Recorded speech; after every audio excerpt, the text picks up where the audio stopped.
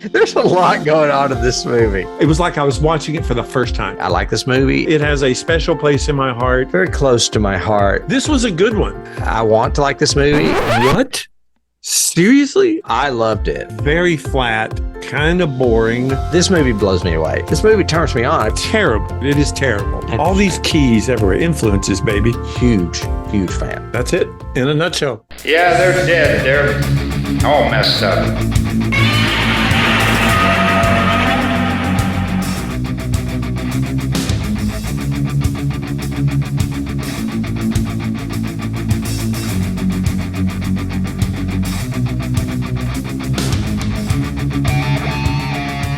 Hello and welcome out there in podcast and YouTube land. You have reached Johnny Has the Keys, a podcast and YouTube network where two guys sit around, they talk about horror movies, science fiction, key elements that influenced that particular topic of the week, and then things that that topic influenced moving forward in the timeline, the primary timeline, probably. We've been doing it for quite a few times. We've been doing it for quite a few years now. Actually, we've been doing it with each other personally forever, talking about movies, talking about television, talking about literature, all of those different things in different genres, but it's principally in horror and science fiction. So if you're new to joining us, we thank you for finding us, and we'd love to know how you found us and what you think. If you just leave a comment down below, we'd appreciate that, and that always helps us get new people finding us. If you're returning, and that's a good thing, and we're glad you're back to do that. We normally start with like a little icebreaker of what have you been doing, genre related this week. Tim, let me introduce Tim first. Why don't I do that? Yeah. Who am I? This is my co-conspirator, Tim. Tim, how are you? What have you been doing? Oh, my goodness. I am fine. I'm watching a lot of horror movies, particularly on Shudder here lately. And I finally caught one that is, I guess you would say not a sister movie, but directed by the same director that I had talked about previously on our show. It was a movie that came out in 2020 called Caveat. You can't really see in that poster behind me what that is, but it's very much like the monkey toy in that Stephen King movie, only it's a rabbit instead. So it's this real creepy looking rabbit toy. The Donnie Darko action figure. Yeah, there you go.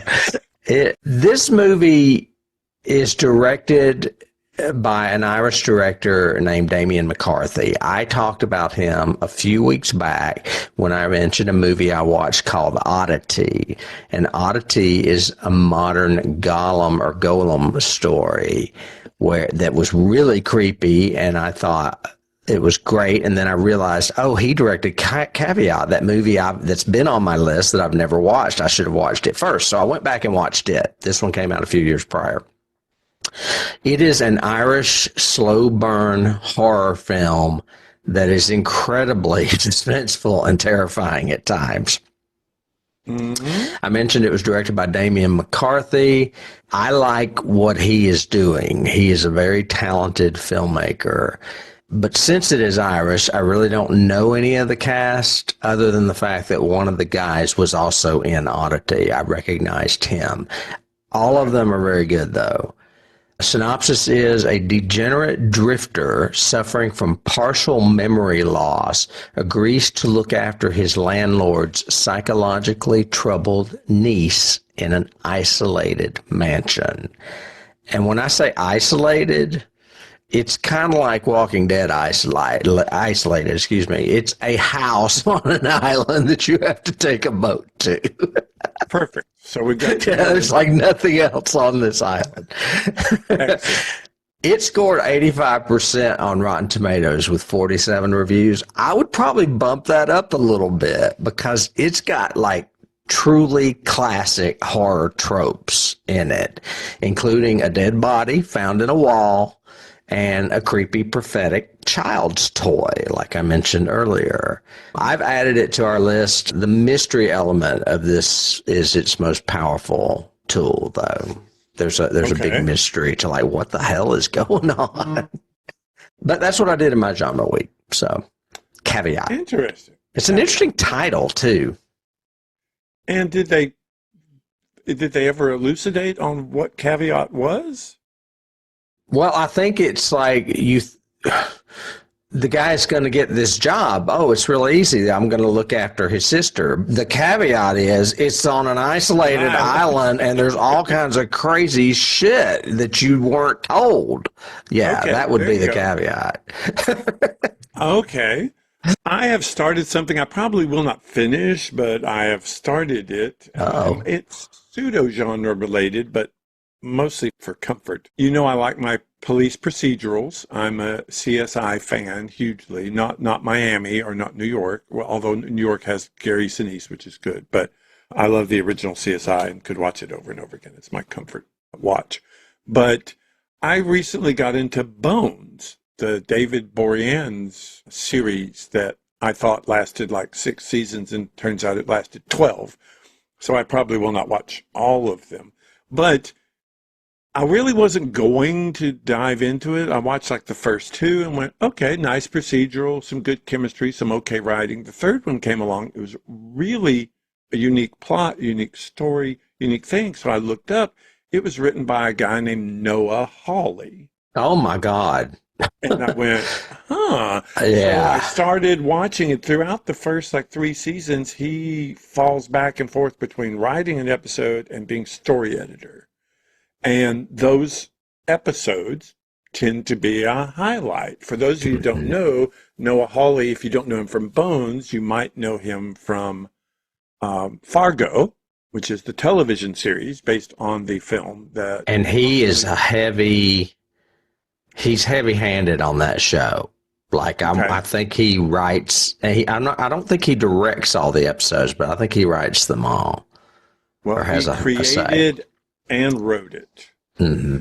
And then he also did Legion, Mm-hmm. which you and I both talked about. Season 1, wow, got really cool. Season 2 got so weird that I couldn't handle it anymore. But he's also doing the upcoming Alien series. Oh, sorry. I didn't mean to spoil your surprise. That's fine. That's fine. We're unscripted, folks, so we don't know what we're going to say. So Tim will I thought you were moving on. I didn't know you were going to go there. Nope, that's what that was my bell. That was my finale. That was Excuse me for stepping on your toes. Totally all right. But anyway, yes, he is doing Alien Earth, the new series, supposedly, obviously set on Earth at some point with the Alien franchise. And it'll be curious to see what he does with that. I still have not watched Romulus. I hope to catch up on that before that series comes out, just to make sure. But yeah, that was what I did. I've been watching Bones, and some episodes good, some episodes bad. You know, it's a hit and miss. It's a procedural. I would recommend every season of Fargo. My least favorite is probably the one Chris Rock did. But like the first and second season are amazing. And then the most recent season with John Hamm and Jennifer Jason Leigh is amazing. Oh, okay. It's just a great show. All of them are worth watching.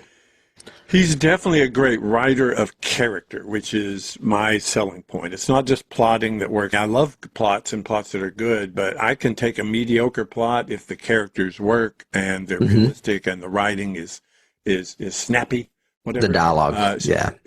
So it works. Yep. So that's what I've been watching some Bones, and you've been watching a Rabbit, Weird House.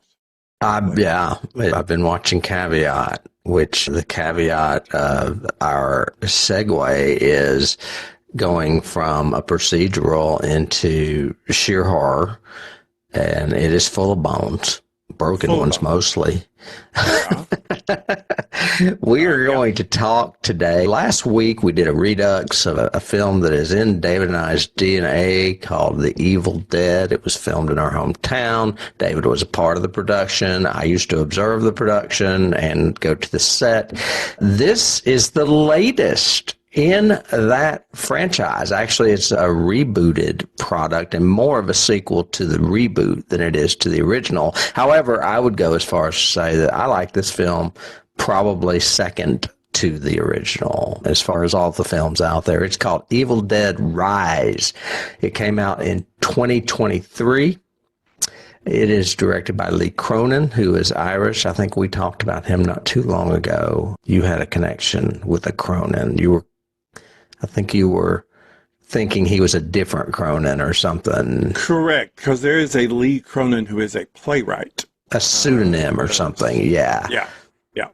Yeah, of a famous sci-fi writer, I think it was. But anyway, a brief synopsis, and I'm not sure this is going to be that brief. It opens up in the woods at a cabin. There's a girl on a dock, and she's drawing or writing. I can't remember what she's doing. And a boy is there. He's annoying her. He mentions that the sister is in the cabin and is sick. Oh, no, his girlfriend is in the cabin and that she's sick.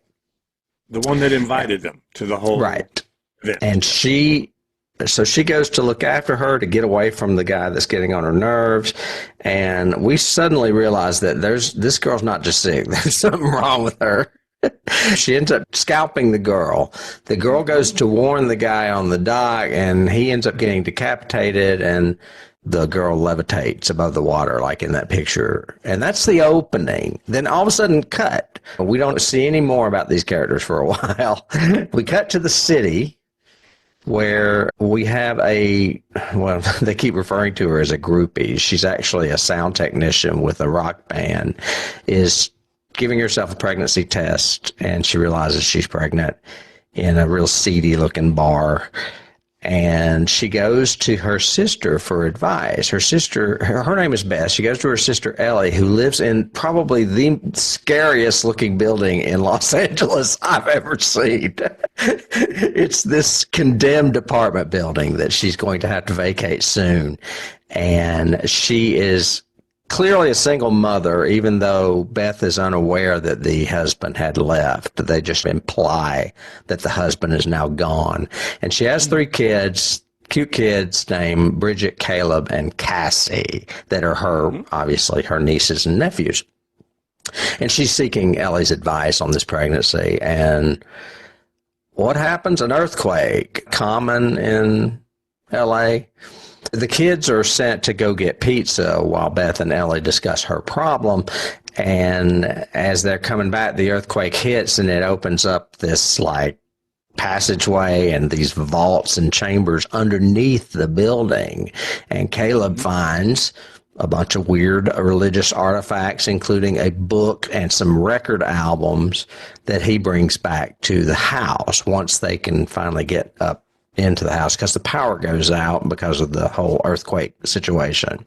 He plays one of the record albums. All of a sudden, possession occurs.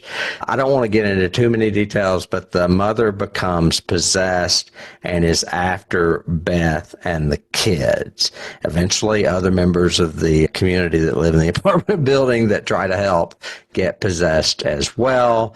And like any Evil Dead movie, all hell breaks loose until there's 1 or 2 survivors in this case. And I'll just leave it at that because we'll talk about some scenes. I'm assuming this is the first time you had seen this movie. First time ever. Yep. Mm-hmm. Yeah, because it's only been out a couple of years, and I wanted to see it the minute I had heard about it because I was excited. I was so excited. This is the third time I've seen it. Okay.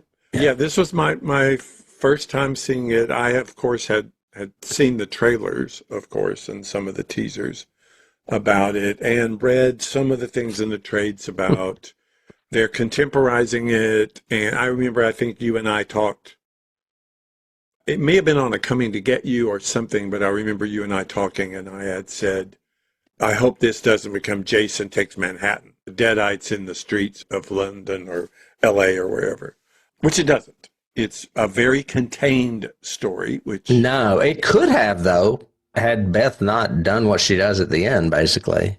But yeah. Yeah, but you and I both like very contained stories with small casts that are like this huge pressure chamber of tension and horror and stuff, which this is. I have to say this is one of those, like I said, I think with a few episodes back, where I said when I first watched it and finished it and looked back at my notes, I went, dang, I didn't really like that. But as every minute passed, I kept going, no, but it had this, which is really good. Oh, and I liked that. Oh, and I liked this. So it grew on me as it went. And it's got some very great imagery in it. It's got some very memorable scenes to it. I think the audio works really well all the way through it. The music choices and the audio work to complement everything. Similar to what we talked about last week with Evil Dead, the way Sam used audio editing so well for it. How unique that I would pair these movies up 2 episodes in a row. Amazing. And I think it delivers all of what you want in an Evil Dead film. It delivers the demons, the blood, the gore, the suspense, the violence. A little humor, not over the top humor, just a little. Yeah. So for me, it falls.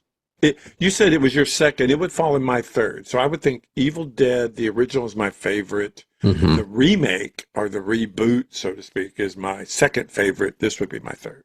Yeah. I have one gripe about the reboot that keeps it from being number 2. Yeah. And that's the final girl situation. They flip it. Instead of having a final guy, they had a final girl. And I don't think that was right because the girl was a Deadite. And I don't think she would have recouped from that. Right. So I have a little gripe with Fede Alvarez's film. This film, I don't have any gripes with. I think there may be...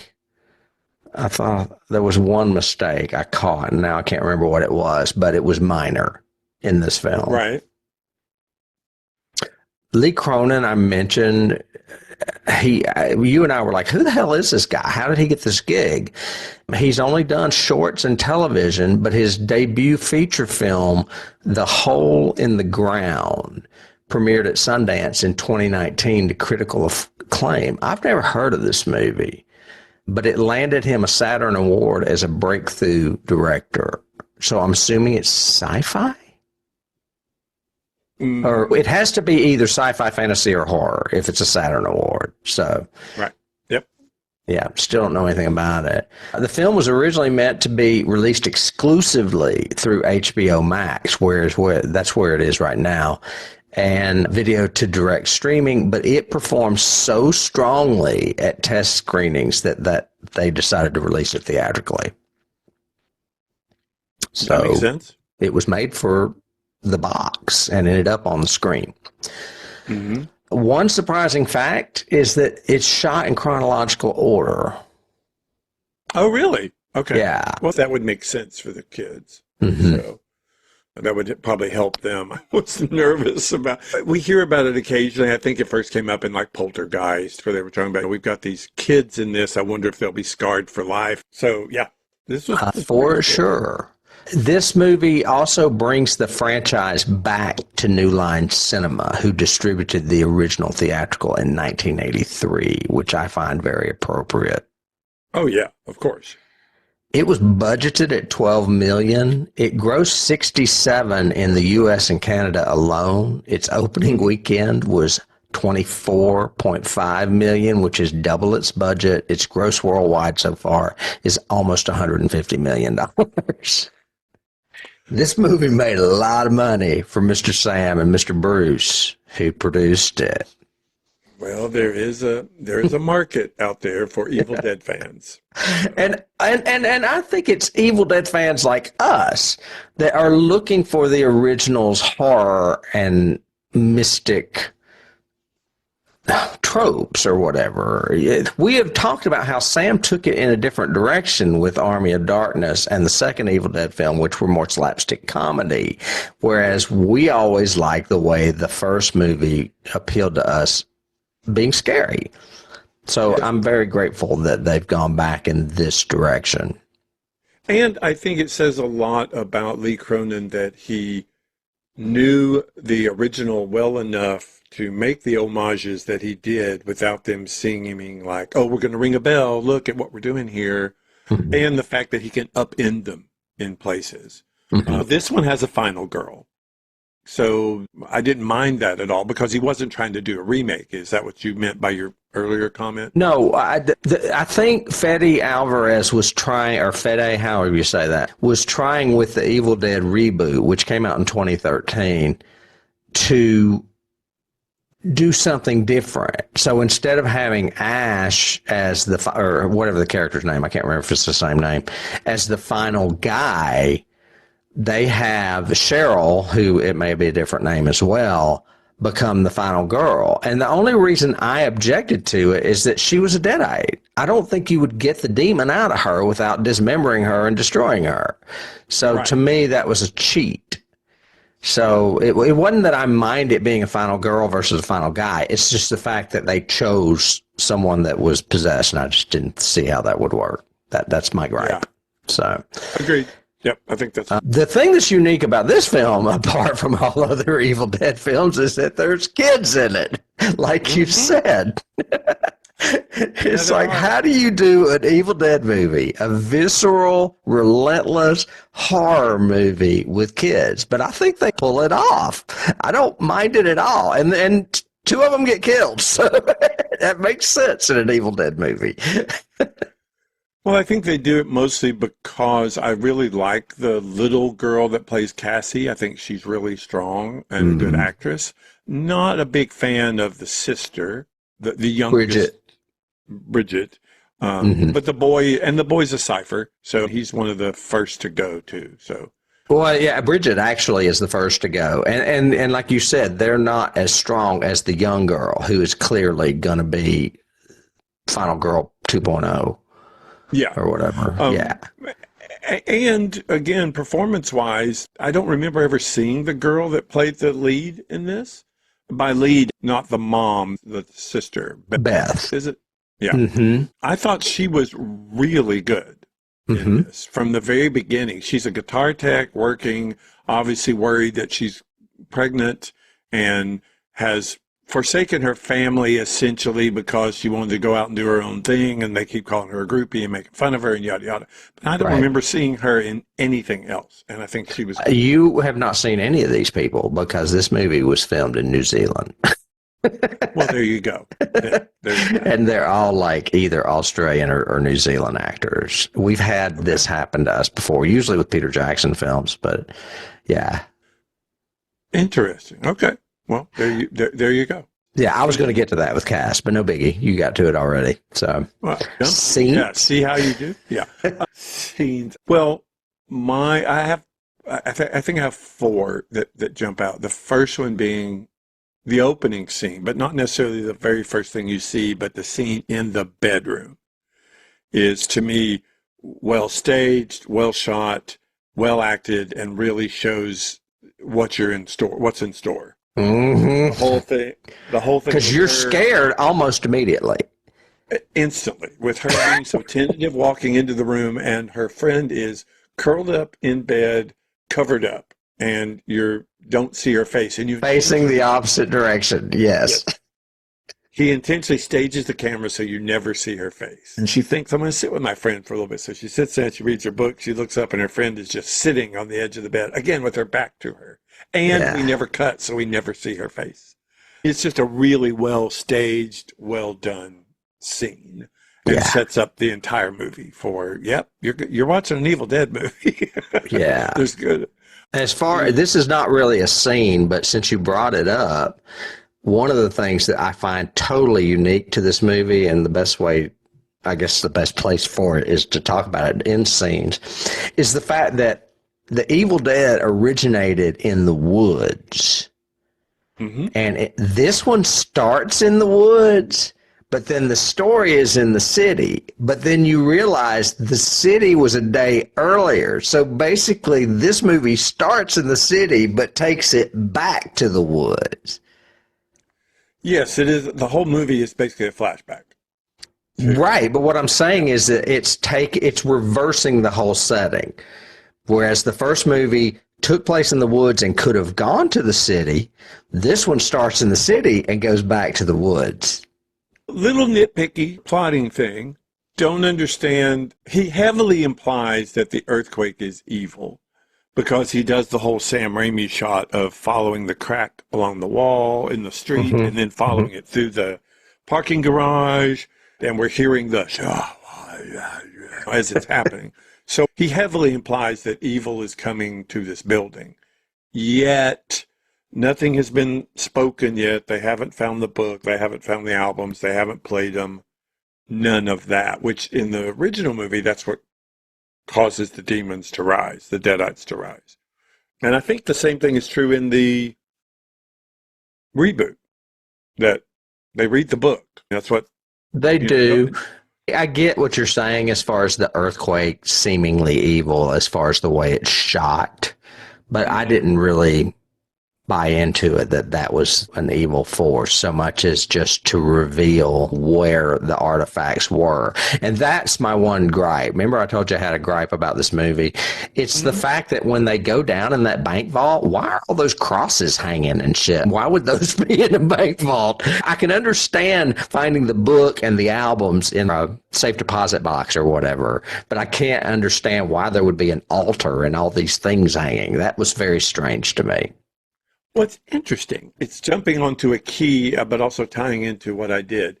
So Bones, starting in season 2, they find a bank vault. When they open it, it's full of artifacts from like the Middle Ages.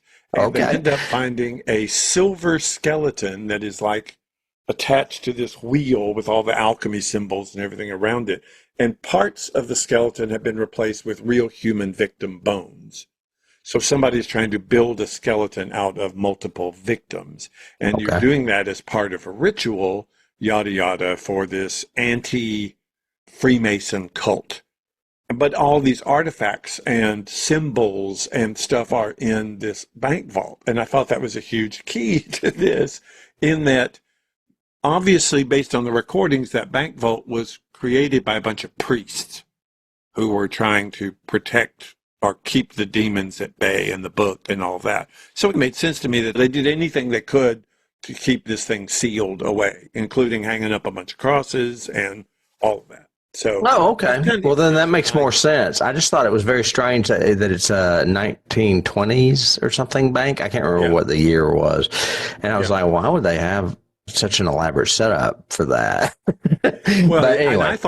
I thought my nitpick was around the same thing, but it was different. It was, okay, so it's 1920s and you had the time to make a record? You had the time to press wax for your recording of this? You had that apparatus to do that in 1920?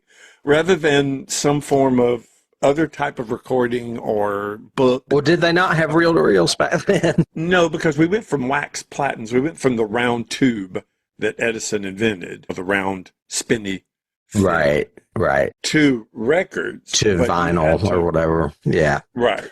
But you had to have this big apparatus to record on wax. But they did. Anyway. And I don't know, I didn't mention, but they did expand on the legend. In the first movie, it's the Necronomicon, and it's being studied by this guy who's trying to help his wife or whatever.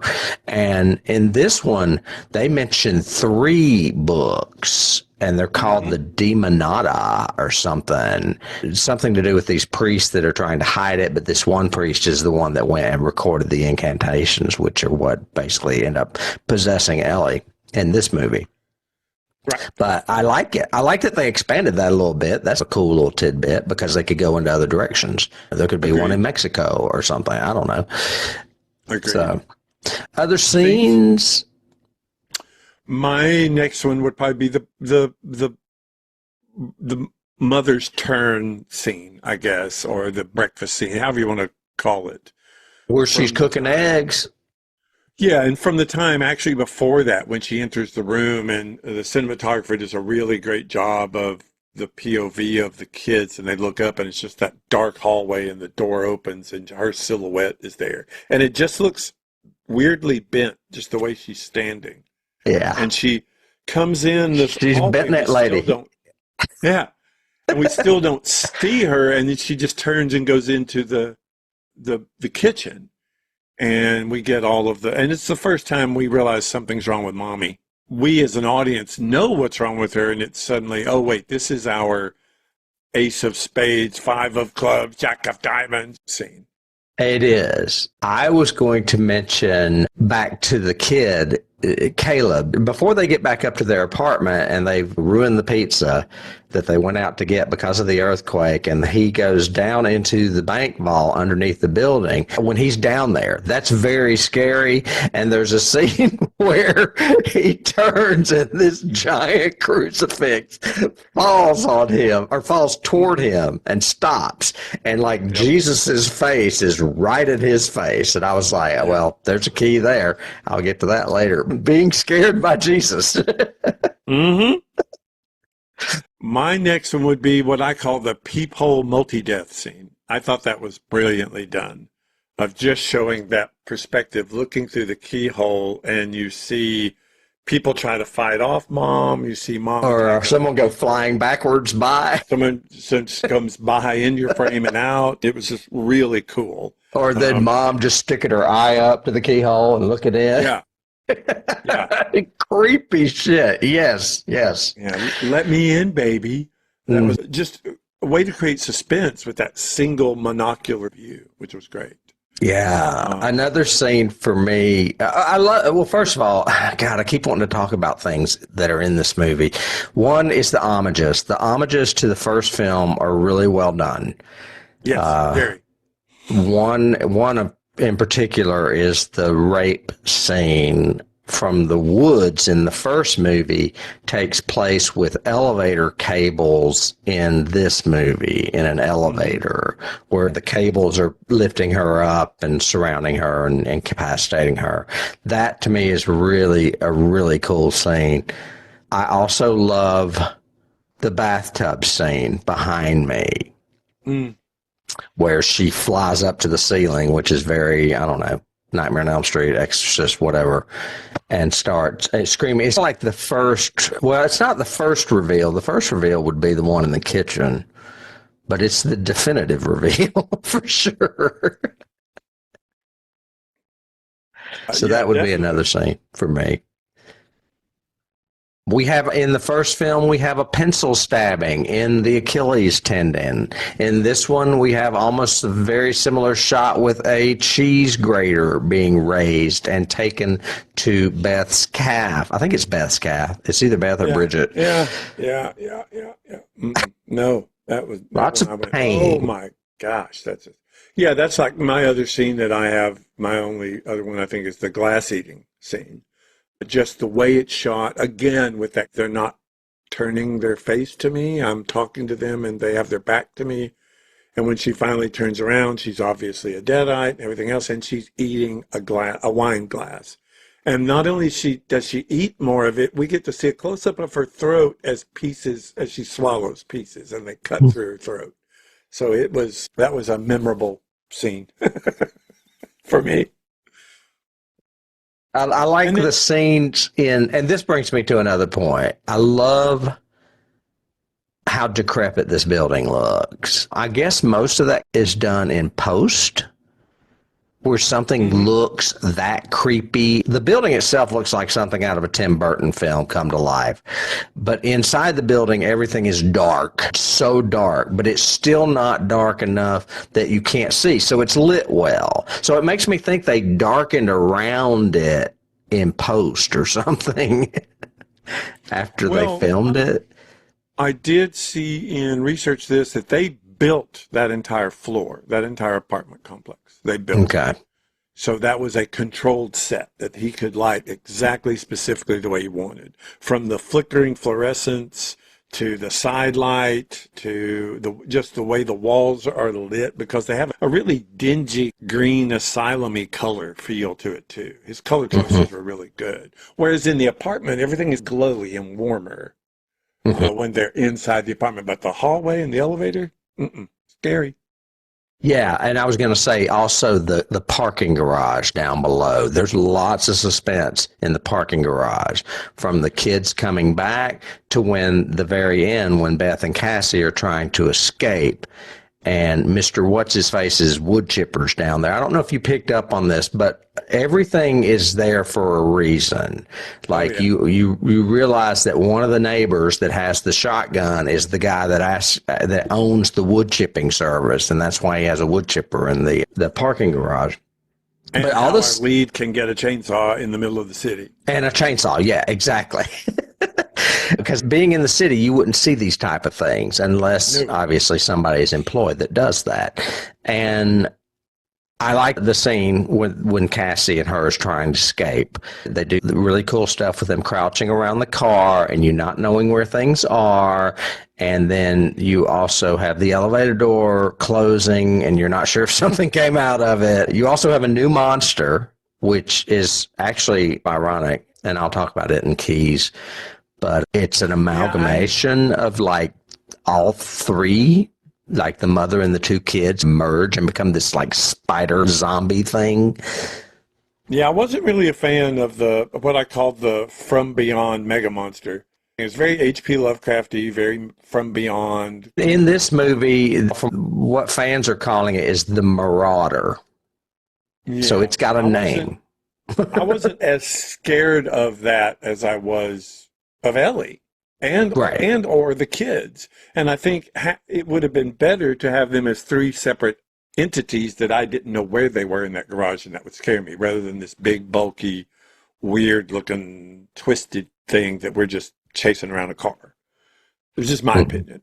I also think there were some times in this movie where the scenes stretched out a little too long for me.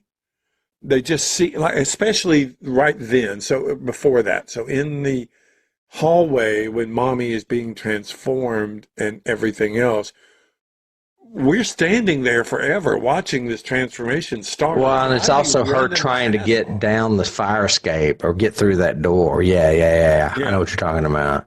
But most of the scenes don't do that for me. Most of the scenes in this go pretty fast because this is a fast movie. It's not very long either. No, it's not long.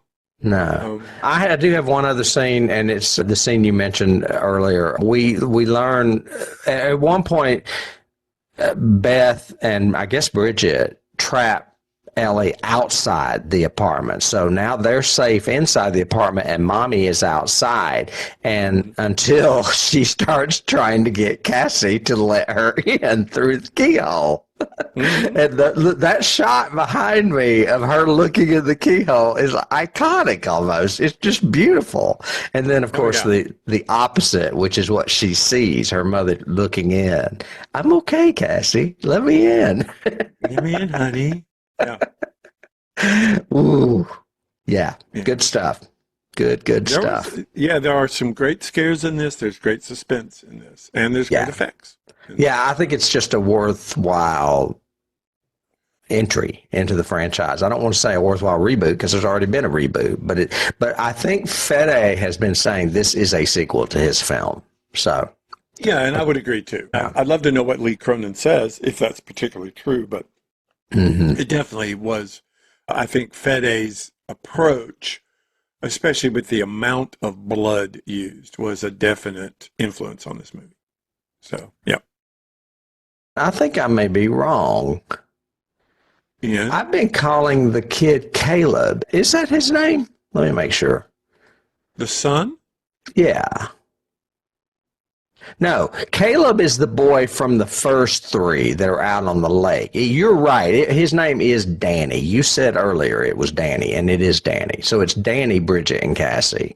I apologize for that. Correct. Danny's the blonde that listens to the record. Caleb was the flying. Caleb was the punk in the very beginning of the movie out on the dock. Yeah. Apparently, he's got higher cred than anybody in this movie because he's like one of the number ones listed. So that's why I got confused. Sorry about that. I can move on to cast because there's really not a lot to say about it. Sure. Lily Sullivan plays Beth. I think she's a really strong actress, too. You mentioned that she was strong. She reminds me of Laura Cohen, who plays Maggie on The Walking Dead. Ironically, there are some keys there as well. She based Beth's accent on Mila Jovovich. Jovovich? Is that how you say it? Mila Jovovich? Jovovich, yeah. I'm guessing that's her American accent that she's... I don't know. I don't know that I understand that.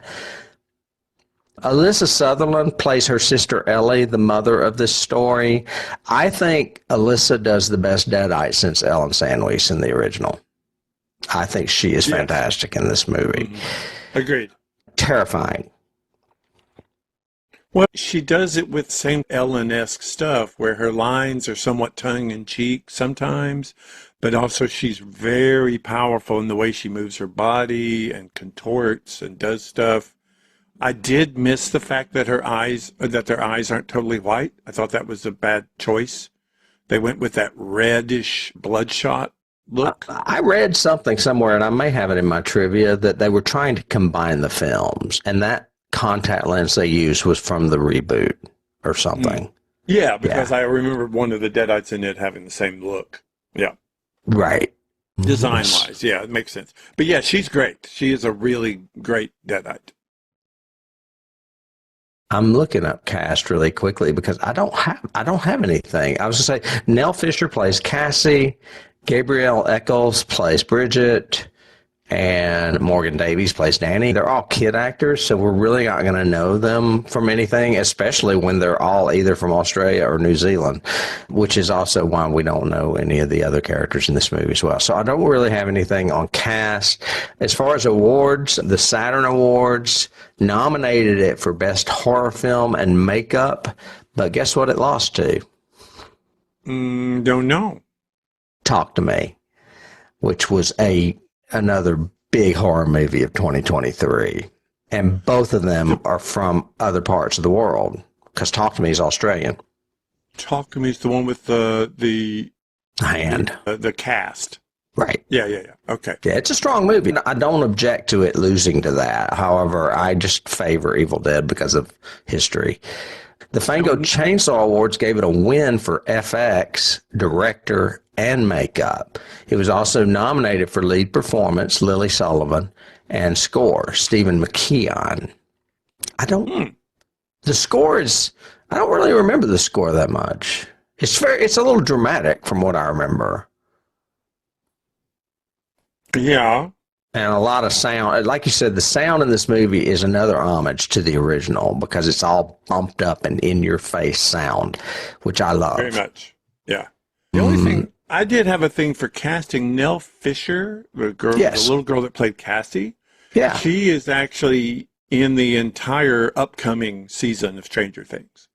She has been cast. Oh. So that would be cool for her. I was thinking about that the other day. I'm like, are they ever going to make that, or are they just going to let them all be adults? They've already made it. It's in post now. It's supposed to be released this year. Okay. All right. Well, that makes sense. Then it also won lots of other awards on the Indie and Irish award circuit, but it is not on the 1001 Movies You Must See because that list has not been updated past 2020. I wouldn't mind seeing it on there. I kind of like this film. And then that's really all I have for cast and award. So we could go to some trivia before we move to keys, if you want. I don't have much. But trivia, I think we should include all the homages, which are a bunch. Like you said, I'd have the ones listed in the opening alone. I like the fact that it starts out going down a stream and through the woods to a path. So it's almost like the homage to the opening credits of the original. Mm-hmm. But then they get away with it by saying that it's a drone. And it's a drone point of view, which I thought was pretty cool. Yeah. And naturally, they end up using that drone later to cut somebody's face, which is terrifying. But there's also a close-up of the clock, and it looks like the same wooden clock. It's the same clock. Yeah, from the first film. And they do a couple of diopters where they show something in the foreground very, very close up in focus and something in the background very, very close up, and almost like a split screen. They do that a couple of times in that opening. So I love those initial homages to the original. Yeah. It's not necessarily an homage, but I like how little things tie in, like the fact that she's cutting off dolls' heads with her mother's scissors, and her mother doesn't want her to do that because those are her scissors. So the scissors end up hidden, and they end up coming into play later because they're needed as a weapon. She essentially makes the Kandarian dagger.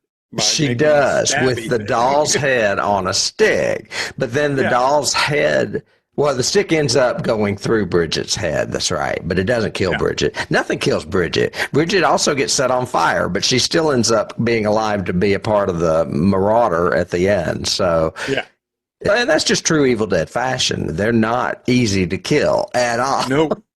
Nope, not at all. And as a matter of fact, in order to kill, they have to basically be obliterated in a wood chipper. Yeah. Even the head at the very end taunts her before she kicks it in there.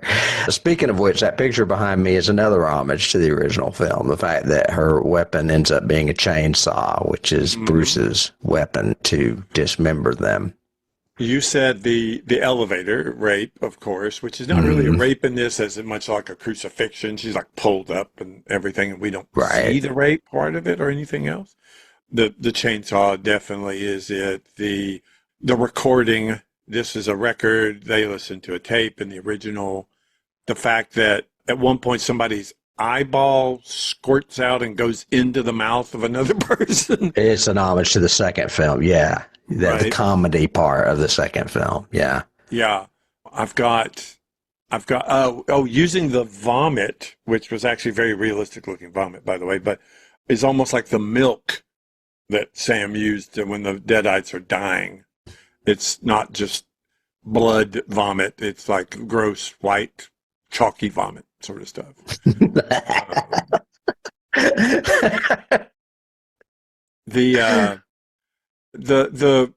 A lot of the running shots I like the homage at the end when it comes like around the parking garage and right up to that's a very homage to the last shot of the original.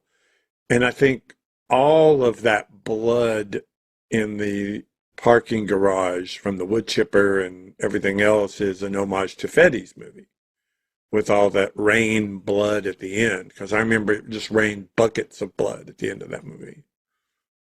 So it's funny that you say that, because the one trivia that I have is that director Lee Cronin stated in an interview that 6,500 liters, 1,720 gallons of fake blood were used for this movie.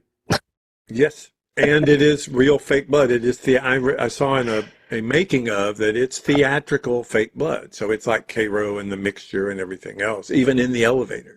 It's not just colored water. It's thicker, and that works. It's viscous. Really well. Yeah. Very realistic looking.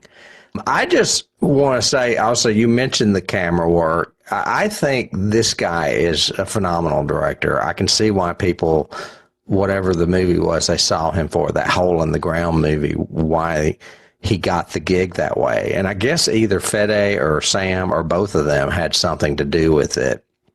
Must have. But he has a movie coming out called Lee Cronin's The Mummy, which is interesting, but I don't like the fact that he put his name in the title. He's like, he already thinks he's John Carpenter. It's John Carpenter again. Yeah. So that's kind of stupid. But that's all the trivia I had. If you want to move on to keys, because there's a good bit of keys in this. Yeah, the last homage I have, which it's not a key, but it is an homage, is the pizza. Is from Henrietta's Pizza. And that's like a little Easter egg, because Henrietta is the aunt in the second movie. The like mother that's in the basement or whatever. Yeah. That's right. You're right. There you go. Keys. Goodness gracious. Well, we mentioned blood. So you can't get, and we've mentioned elevators, so you can't get by without saying The Shining.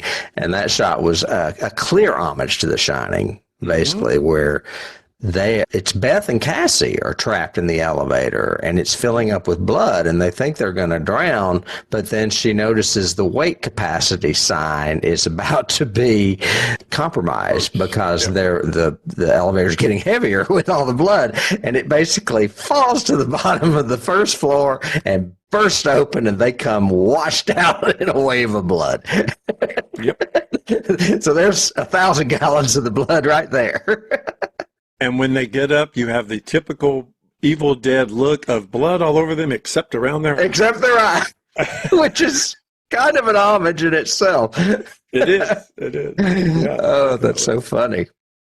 Yeah, I call that like the reverse POV elevator, reverse POV shining elevator, because it's from the inside of the elevator, not the outside.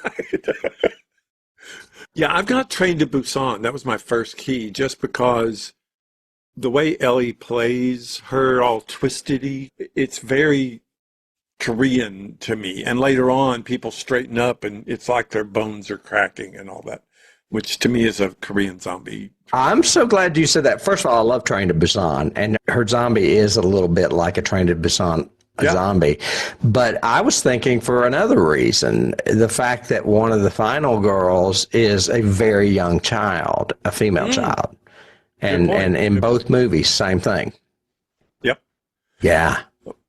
I've got one from earlier, Mr. Harrington's phone, because they get a message from the dead.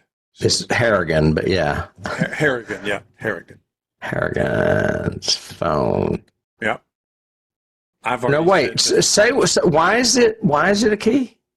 They get a message from the dead in that. It's not the answering machine, but it's on the phone or something. Because I took it in my notes.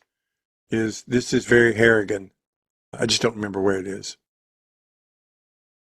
Oh, she listens to Beth's message that she didn't listen to before about Beth calling her and saying that she's pregnant or that she's got problems or something. What it is Ellie left Beth messages that Beth didn't listen to. Sorry, I had that backwards. That had to do with the father leaving. And she was wanting to talk, but Beth wasn't available. So there was some missed messages in there. Yeah, message from the dead.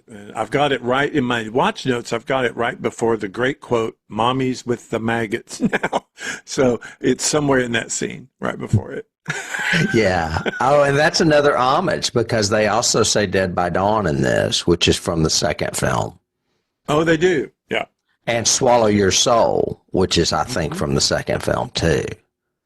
Yep. So they pay homage to pretty much all of the things except maybe Army of Darkness. I don't know. I have Carrie because of the crucifix scene in the basement. In the vault. Yeah, by the same token, I think you could say the Sentinel, which we covered this season, just because the apartment complex outside when they show it and you're looking up at it and it looks dilapidated. So it's very shiny. Well, it is. The apartment building itself is a good key as far as the Sentinel. But in Carrie, they have a very scary crucifix that Carrie has to pray to in the closet. Her mother locks her in. It's a bloody Jesus Christ-like figurine. And in this, it comes right into Danny's face when he's down in the vault, which I mentioned earlier. I mentioned already The Thing and Lovecraft because of that last marauder or whatever the creature design is with all the combined people. Well, I'm going to mention the Walking Dead spin-off series, Dead City, which stars Lauren Cohen, who looks like Beth in this movie.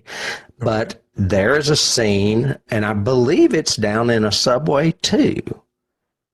Well, actually, this is not in a subway, but it's underground. This is underground as well, and Dead City came out the same year. 2023. So I have no idea which came first, but they have an amalgamation of zombies that have somehow lied and rotted together so that when it gets up, it's like this multi-thing-ish zombie creature with multiple limbs and mouths and heads and stuff. Okay. So it's actually bigger than the one in Evil Dead Rise because it's just... It happened over time. They just grew together. It's gross. Okay. It's really gross. They don't call it a marauder, I don't think. I can't remember. I don't think they call it anything. I don't know if it's a key so much as it is an Easter egg, but in the son's room, he has a Three Stooges poster behind him. Definitely an Easter egg. That was a definite Easter egg to Sam. I've got Poltergeist 3. Isn't that the one that's set in the apartment complex? I don't remember anything past the second movie. The third with one, the from evil what I priest. remember, is set in an apartment complex, a high-rise, and ends in the basement, in the parking garage. So I think that's a definite influence on. I don't know, but that's a shock to me that you know that and I don't. Because that's a very obscure reference. Was Heather O'Rourke still alive when they made that movie? She was. That's the movie she died in. Oh, okay. Interesting. But her sister was already dead. The one that was strangled by her boyfriend was already dead. Well, it's funny that you mentioned that because I copped this from my IMDb. When Beth and Cassie fall from the elevator in the River of Blood, Beth tries to wake Cassie up, very similar to the way Steve tried to wake up his daughter Carol Ann in Poltergeist. Oh, okay, that's a good one. So there's multiple Poltergeist keys. I just didn't know the one about the third movie. While we're on the elevator, I have Tower of Terror, because that's what that elevator reminded me of, is the Tower of Terror ride at Disney. Yeah, absolutely. And how it would keep closing and stuff. Actually, all of the production design is very similar to Tower of Terror. Just the whole, it's not all of it, because it's obviously not Art Deco from the 20s or whatever, but it is definitely an old decrepit building, and there's all those shots of it going up really high that are like the Tower of Terror. For sure. And I've got production design, you mentioned it, with the coloring and the scenic and the hallways and the sets. Wreck. This reminds me somewhat of, I had that Wreck feeling of the way... It's an urban zombie film in an apartment building. Why not? Maybe I don't have any more. I thought I had more than that. I wrote down Bet Net Lady because of what you said. Definitely. She's just, she's not twisted like Bentneck, but she's just a little off. She's not centered right. It's almost like she's got scoliosis. Yeah. And she did really well with it. Kind of like I think my last key is, and there's others like this that maybe you can remind me of, but that whole suddenly bursting out of the bathtub and to the ceiling and being up there shot reminded me of Hereditary, when she's in the background behind. She's in the background up in a corner on the ceiling, and you don't know what's holding her there. Yeah, I know exactly. And that's before she cuts her head off or whatever. Right. Yeah, that is a good key. And there are other movies like that where they come out of something and they cling to the ceiling and they crawl around, and it's just creepy. That's always a good, okay, we are not in the real times now. Something is up with mommy. Sort of thing. Yeah, you just reminded me of a couple of things. One is I put the Devil's Candy again because you've got a very non-traditional family in this. You've got one that's a rock technician or guitar technician. The mother's a tattoo artist. She's a single mom with 3 kids, and they're living paycheck to paycheck and don't know where they're going to live because their house is their building's being condemned. So I thought it was a very non-traditional family to see in a movie like The Devil's Candy. But back to homages, behind me, another homage is the book itself. It doesn't look like a face like it does in the first film, but it definitely looks like human skin. Mm-hmm. And the drawings are they're actually better in this. Much better than the original. Yeah, but they're still creepy like that.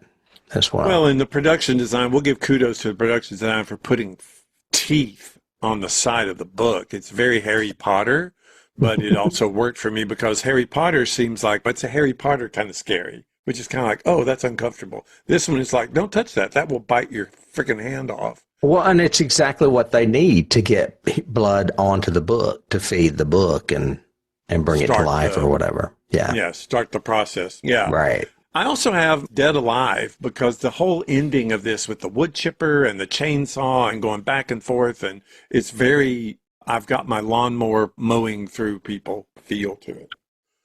It's like anything goes as far as gore, basically. Yeah. Yeah. And having both Beth and Cassie work on when to pull the lever, when to hit the button, signaling each other, that was really a nice little beat with them. I do think the ending was a bit of a cop-out. but I like the way it bookended the beginning.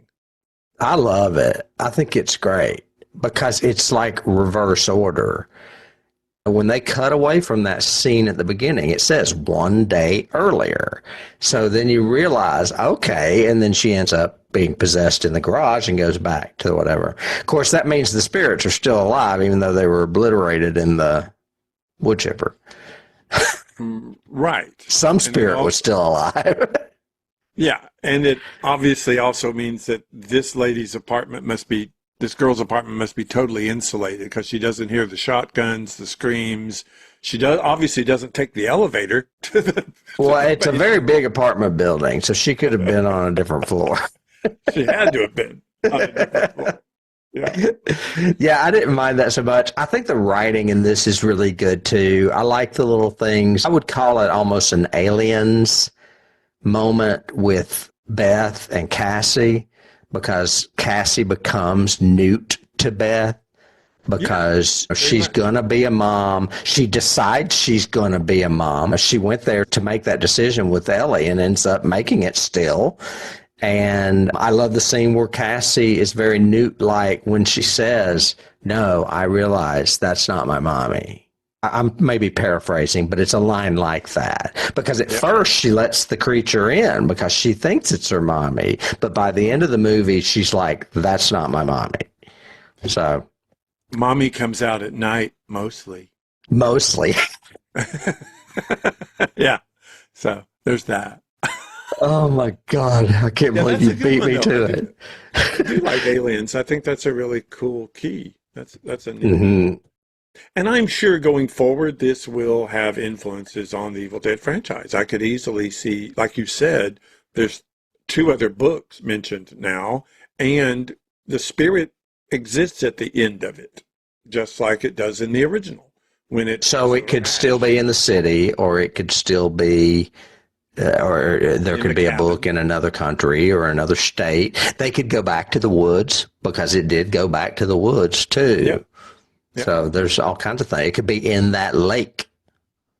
Yeah, because she rises up out of the lake for the credit shot.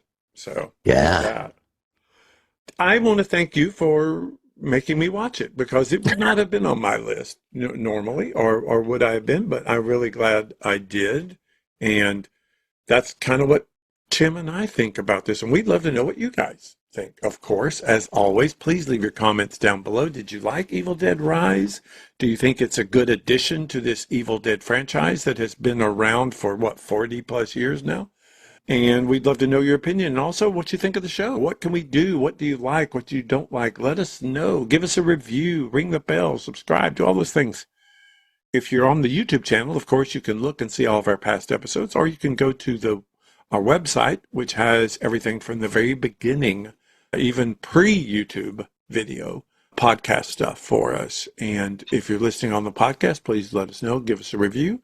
We also have a Patreon, of course, like most podcasters do, and we'd love to have your support there if you wouldn't mind helping us defer some of the cost of keeping this alive. And we're so glad. Tim, can we not be scary next week? Well, we can do it for one more week, because because there's only two episodes left this season, and one of them is sci-fi and one of them is horror. Which is and the final horror is a double feature. And I will say, for those of you who follow us, a double feature of 2 movies that I have never seen. Yeah, so and they're big movies, because obviously we do bigger films towards the end of our seasons, as is next week's sci-fi, which I'm looking forward to revisiting, actually, because I have seen it. It'll be fun. So. Yep. All right. Well, I'll see you then. See you then. All right. Bye.